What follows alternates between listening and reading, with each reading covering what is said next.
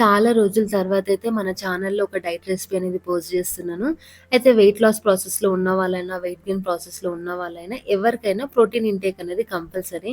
చికెన్‌లో మనకి చాలా తక్కువ ఆప్షన్స్ ఉంటవి డైట్ రెసిపీస్. సో, ఈరోజైతే హై ప్రోటీన్ డైట్ రెసిపీ మీ అందరితోని షేర్ చేసుకుంటున్నాను. ఒక ప్యాన్‌లో కొంచెం కోకోనట్ ఆయిల్ వేసేసి, మ్యారినేట్ చేసిన చికెన్ గూడా వేసేసి, మూత పెట్టేసి ఉడకనిచ్చేద్దాము.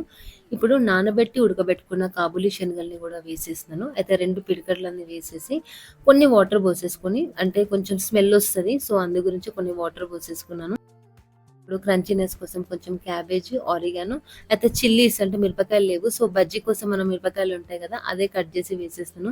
హై ఫ్లేమ్ మీద అంటే మనం వేసుకున్న వాటర్ మొత్తం ఇంకేదాకా హై ఫ్లేమ్ మీద పెట్టేసి కొంచెం ఫ్రై చేసుకుంటే మాత్రం మన డైట్ రెసిపీ అనేది రెడీ అయినట్టే. సో, మీరు కూడా మీ ఇంట్లో ట్రై చేయండి ఈ డైట్ రెసిపీ.